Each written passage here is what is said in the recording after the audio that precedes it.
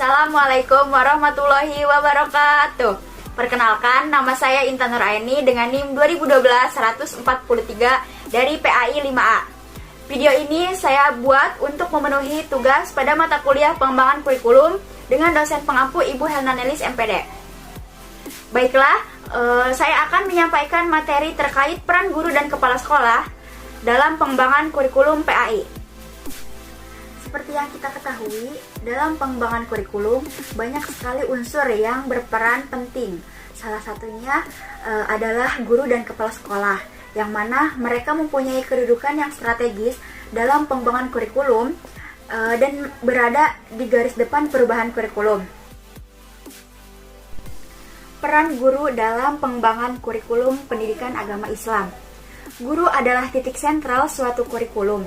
Berkat usaha guru, maka akan timbul kegairahan belajar dalam siswa, sehingga dapat memacu belajar lebih keras lagi untuk mencapai tujuan yang kita inginkan. Dan itu bersumber dari tujuan kurikulum. Untuk itu, guru perlu memiliki keterampilan belajar mengajar. Penguasaan keterampilan bergantung pada bahan yang dimilikinya dan latihan yang dialaminya. Keberhasilan belajar mengajar antara lain dapat ditentukan oleh kemampuan kepribadian dari guru, sehingga guru harus bersikap terbuka dan menyentuh. Guru perlu mengembangkan gagasan secara kreatif, luas, dan guru harus yakin terhadap potensi belajar yang dimiliki oleh siswa. Guru merupakan salah satu faktor penting dalam mengimplementasikan kurikulum. Bagaimanapun idealnya suatu kurikulum, tanpa ditunjang oleh kemampuan guru untuk mengimplementasikannya, maka kurikulum itu tidak akan bermakna sebagai alat pendidikan, dan begitupun sebaliknya. Baiklah, di sini ada beberapa peran guru dalam pengembangan kurikulum PAI. Yang pertama, sebagai implementers. Guru berperan untuk mengaplikasikan kurikulum yang sudah ada. Dalam melaksanakan perannya, guru menerima berbagai kebijakan perumus kurikulum. Guru tidak memiliki ruang baik untuk menentukan isi kurikulum maupun menentukan target kurikulum. Pada fase inilah implementer kurikulum, peran guru dalam pengembangan kurikulum sebatas menjalankan kurikulum saja. Sebagaimana yang kita lihat, sampai sebelum terjadinya reformasi pendidikan di Indonesia, guru-guru kita dalam pengembangan kurikulum hanya sebatas sebagai implementator berbagai kebijakan kurikulum yang dirancang secara terpusat, yakni terkait garis-garis besar program pengajaran. Yang kedua, ada adapters. Peran guru sebagai adapters lebih dari sebagai penyelaras kurikulum dengan karakteristik dan kebutuhan siswa dan kebutuhan daerah. Dalam fase ini, guru diberi kewenangan untuk menyesuaikan kurikulum yang sudah ada dengan karakteristik sekolah dan kebutuhan lokal. Dengan begitu, peran guru sebagai adapters ini lebih luas dibandingkan dengan implementers. Yang ketiga, ada developers. Peran sebagai pengembang kurikulum, guru memiliki kewenangan dalam mendesain sebuah kurikulum. Guru bukan saja menentukan tujuan dan isi pelajaran yang akan disampaikan, tetapi juga dapat menentukan strategi apa yang harus dikembangkan, serta bagaimana sih mengukur keberhasilannya. Sebagai pengembang kurikulum, sepenuhnya guru dapat menyusun kurikulum sesuai dengan karakteristik, misi, dan visi sekolah, serta sesuai dengan kebutuhan pengalaman belajar yang dibutuhkan siswa. Yang keempat, ada researchers atau peneliti kurikulum. Peran ini dilaksanakan sebagai bagian dari tugas profesional guru yang memiliki tanggung jawab dalam meningkatkan kinerjanya sebagai seorang guru. Dalam pelaksanaan peran sebagai peneliti, guru memiliki tanggung jawab untuk menguji sebagai komponen kurikulum. Misalnya, menguji bahan-bahan kurikulum, menguji efektivitas, menguji strategi dan model pembelajaran, dan yang lainnya, yang di dalamnya termasuk mengumpulkan data tentang keberhasilan siswa dalam mencapai target kurikulum. Sebagai seorang guru, dalam proses belajar mengajar, itu harus memiliki kompetensi tersendiri agar dapat menuju pendidikan yang berkualitas, efektif, dan efisien, serta dapat mencapai tujuan pembelajaran. Untuk itu, kompetensi tersebut perlu membina diri secara baik, karena fungsi guru adalah membina dan mengembangkan kemampuan peserta didik secara profesional dalam proses belajar mengajar. Nah, untuk mencapai tujuan tersebut, guru yang profesional harus memiliki 4 kompetensi. Yang pertama, ada kompetensi pedagogik, yang kedua kompetensi kepribadian, yang ketiga ada kompetensi profesional, dan yang terakhir ada kompetensi sosial. Peran kepala sekolah dalam pengembangan kurikulum PAI. Seperti yang kita ketahui, kinerja seorang kepala sekolah itu dapat dipahami sebagai upaya yang harus dilakukan kepala sekolah dalam melakukan tugas dan perannya sebagai seorang kepala sekolah. Baik itu kepala sekolah dalam jenjang pendidikan kanak-kanak sampai dengan jenjang sekolah menengah atas ataupun kejuruan. Karena kinerja itu sendiri pada dasarnya merupakan perwujudan pengetahuan, sikap, dan keterampilan yang selaras dengan visi dan misi masing-masing satuan atau jenjang pendidikan berdasarkan kompetensi dasar kepala sekolah.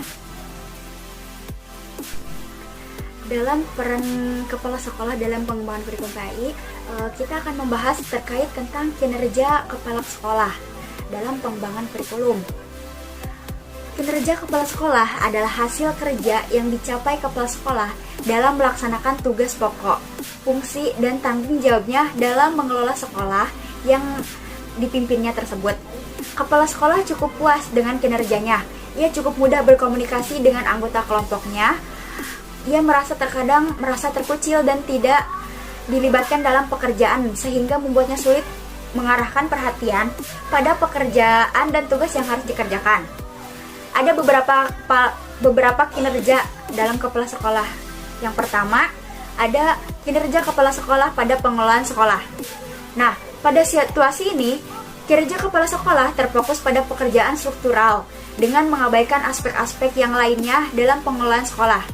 Pada aspek keterampilan kecerdasan emosional, kepala sekolah memperlihatkan bahwa kesadaran kepala sekolah tergiring oleh berbagai kebijakan, peraturan, dan instruksi dari atasan dan hampir mengabaikan garapan lain dalam pengelolaan sekolah. Yang kedua, kinerja kepala sekolah pada jalur struktural. Nah, pada hal ini, kepala sekolah beranggapan tugas dan tanggung jawabnya adalah melaksanakan aturan, kebijakan, dan instruksi secara struktural dalam melaksanaan pengelolaan sekolah. Padahal, kepala sekolah ini sangat berpengaruh pada jalur struktural ini. Yang ketiga ada kinerja kepala sekolah terhadap lingkungan. Kepala sekolah tidak peduli dengan masalah lingkungan di luar sekolah, kecuali yang berkaitan dengan dunia usaha atau industri yang berkaitan dengan lingkungan, berdasarkan kebijakan untuk keperluan siswa praktek. Kesadaran terhadap lingkungan kurang mendapat perhatian dari kepala sekolah. Kepala sekolah tidak merespon lingkungan dengan kemampuan emosionalnya. Nilai dan keyakinan yang berguna dalam pengelolaan sekolah yang berhubungan dengan lingkungan itu hanya sebatas nilai-nilai formalitas saja. Baiklah, yang selanjutnya mengenai tugas dan peran kepala sekolah dalam pengembangan kurikulum PAI. Tugas dan peran kepala sekolah atau madrasah yang harus dimiliki berkenaan dengan manajemen kurikulum, yang mana berhubungan dengan kompetensi kepala sekolah atau madrasah dalam memahami sekolah sebagai sistem yang harus dipimpin dan dikelola dengan baik. Di antaranya adalah pengetahuan tentang manajemen. Kemampuan dalam mengelola ini akan dijadikan sebagai pegangan cara berpikir, cara mengelola, dan cara menganalisa sekolah dengan cara berpikir seorang manajer. Kepala sekolah mempunyai posisi strategis dalam pengembangan kurikulum. Sebagai pemimpin yang profesional, ia harus menerjemahkan perubahan masyarakat dan kebudayaan, termasuk generasi muda, ke dalam kurikulumnya. Dialah tokoh utama yang mendorong guru agar senantiasa melakukan upaya-upaya pengembangan, baik bagi diri guru sendiri maupun tugas keguruannya. Jika kita kaitkan dengan pengembangan kurikulum, maka dapat diartikan bahwasanya pengembangan kurikulum, terutama pengembangan kurikulum PAI yang dilakukan oleh setiap lembaga pendidikan, maka dengan kekuatan yang terpusat, kepala sekolah atau madrasah memiliki wewenang untuk ikut memberikan suatu kontribusi, baik berupa pemikiran, kebijakan, dan yang lainnya terkait dengan upaya pengembangan kurikulum PAI tersebut. Sehingga terdapat adanya saling kerjasama antara Dewan Pengembangan Kurikulum dan kepala sekolah atau madrasah yang sama-sama memiliki peranan besar atas adanya pengembangan kurikulum yang terdapat di dalam sekolah tersebut. Adapun tugas dan peranan sekolah atau madrasah yang berkaitan dengan manajemen kurikulum terdapat pada kompetensi manajerial, yaitu yang pertama ada menyusun perencanaan sekolah atau madrasah untuk berbagai tingkatan perencanaan. Yang kedua, mengembangkan organisasi sekolah atau madrasah sesuai dengan kebutuhan. Yang ketiga, memimpin sekolah atau madrasah dalam rangka pendayagunaan sumber daya sekolah atau madrasah secara optimal. Yang keempat, mengelola perubahan dan pengembangan sekolah atau madrasah menuju organisasi pembelajar yang efektif. Yang kelima, menciptakan budaya dan iklim sekolah atau madrasah yang kondusif dan inovatif bagi pembelajaran peserta didik, sehingga dalam hal ini peserta didik merasa nyaman. Yang keenam, ada mengelola guru dan staf dalam rangka pendayagunaan sumber daya manusia secara optimal. Yang ketujuh, mengelola sarana dan prasarana sekolah atau madrasah dalam rangka pendayagunaan secara optimal. Yang kedelapan, pengelolaan hubungan sekolah atau madrasah dan masyarakat dalam rangka pendirian dukungan ide, sumber belajar, dan pembinaan sekolah atau madrasah. Yang kesembilan, mengelola peserta didik dalam rangka penerimaan peserta didik baru serta penempatan dan pengembangan kapasitas peserta didik. Jadi, dalam hal ini sekolah atau madrasah itu harus bisa mengakumulasi kelas, sehingga dengan begitu peserta didik baru ini bisa mendapatkan kelasnya dan tidak ketertinggalan kelas. Yang ke-10, mengelola pengembangan kurikulum dan kegiatan pembelajaran sesuai dengan arahan dan tujuan pendidikan nasional. Yang ke-11, mengelola keuangan sekolah dan madrasah sesuai dengan prinsip pengelolaan yang akuntabel, transparan, dan efisien.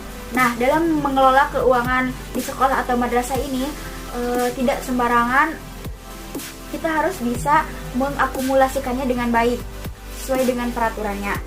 Yang ke-12, mengelola ketatausahaan sekolah atau madrasah dalam mendukung pencapaian tujuan sekolah ataupun madrasah. Yang ke-13, mengelola unit layanan khusus di sekolah atau di madrasah dalam mendukung kegiatan pembelajaran dan kegiatan peserta didik di sekolah ataupun madrasah. Yang ke-14, mengelola sistem informasi di sekolah atau madrasah dalam mendukung penyusunan program dan pengambilan keputusan. Yang ke-15, memanfaatkan kemajuan teknologi informasi, baik peningkatan pembelajaran dan manajemen sekolah dan madrasah. Dan yang terakhir, yaitu melakukan monitoring, evaluasi, dan laporan pelaksanaan program kegiatan sekolah ataupun madrasah dengan prosedur yang tepat, serta merencanakan tindak lanjut. Nah, di dalam poin terakhir ini adalah suatu hal yang emang harus dilakukan ketika kita sudah melakukan sesuatu. Yang mana misalnya kita melakukan pembelajaran di kelas. Nah, kita harus mengevaluasinya dengan cara kita melaksanakan ujian tengah semester ataupun ujian akhir semester sebagai evaluasi diri kita selama 1 semester belajar di sekolah ataupun madrasah. Perlu kita ketahui secara umum tugas dan peran kepala sekolah dalam pengembangan manajemen kurikulum itu termasuk di dalamnya kemampuan dalam sistem administrasi atau pengelolaan sekolah. Nah, dalam hal ini kepala sekolah atau madrasah itu sebagai pengelola lembaga pendidikan sesuai dengan jenjang pendidikannya masing-masing. Tetapi penegasan terhadap eksistensi seorang kepala sekolah sebagai manajer dalam suatu lembaga pendidikan tersebut dapat dinilai dari kompetensi mengelola kelembagaannya, yang meliputi yang pertama itu ada menyusun sistem administrasi kepala sekolah. Yang kedua, mengembangkan kebijakan operasional sekolah. Yang ketiga, mengembangkan pengaturan sekolah yang berkaitan dengan kualifikasi, spesifikasi, prosedur kerja, pedoman kerja, dan petunjuk kerja. Yang keempat, dapat melakukan analisis kelembagaan agar menghasilkan struktur organisasi yang efisien dan efektif. Yang kelima itu ada mengembangkan unit-unit organisasi sekolah atas dasar fungsi. Yang keenam ada memfasilitasi guru untuk mengembangkan standar kompetensi setiap mata pelajaran yang diampunya, memfasilitasi guru untuk menyusun silabus dan rencana pelaksanaan pembelajaran atau RPP di dalam setiap mata pelajaran. Nah, mungkin inilah tugas dan peran yang paling penting di dalam memfasilitasi guru. Yang ketujuh ada memfasilitasi guru untuk memilih sumber dan bahan ajar yang sesuai untuk setiap mata pelajaran, karena tidak mungkin siswa menentukan sendiri sumber dan bahan ajarnya itu seperti apa. Yang kedelapan ada memfasilitasi guru untuk memilih media dan alat pelajaran yang sesuai untuk setiap materi pelajaran, mengarahkan guru untuk menyusun rencana dan program pelaksanaan kurikulum. Yang kesembilan ada membimbing para guru untuk mengembangkan, memperbaiki, dan mengembangkan proses belajar mengajar seperti pemberian motivasi guru untuk melakukan penelitian tindakan kelas. Yang ke-10 ada mengarahkan tim pengembang kurikulum untuk mengupayakan kesesuaian kurikulum dengan kebutuhan siswa dan kemampuan ilmu pengetahuan, teknologi, dan seni, tuntutan dan kebutuhan di dalam masyarakat. Yang ke-11 ada menggali dan memobilisasi sumber daya pendidikan. Yang ke-12 dapat mengidentifikasi kebutuhan bagi pengembangan kurikulum lokal. Yang ke-13 mengevaluasi pelaksanaan kurikulum di sekolah masing-masing, melakukan penelitian dan pengembangan terhadap usaha untuk meningkatkan kualitas dan manajemen sekolah bermutu. Sebagaimana yang kita ketahui, sebagai pemimpin yang profesional, kepala sekolah atau madrasah harus menerjemahkan perubahan masyarakat dan kebudayaan itu ke dalam kurikulum. Kepala sekolah sendiri harus mempunyai latar belakang yang mendalam tentang teori dan praktik kurikulum, karena antara masyarakat dan sekolah itu berkaitan erat di dalam perubahan kurikulum hanya akan berjalan dengan dukungan dan dorongan dari kepala sekolah. Tanpa adanya dukungan dan dorongan dari kepala sekolah, mungkin akan mengalami kegagalan di dalam perubahannya, atau ada hambatan lah di dalam melakukan perubahannya itu, sehingga dapat membangkitkan atau mematikan perubahan kurikulum di sekolah atau madrasah tersebut. Mungkin hanya itu yang dapat saya sampaikan mengenai materi peran guru dan kepala sekolah dalam pengembangan kurikulum PAI.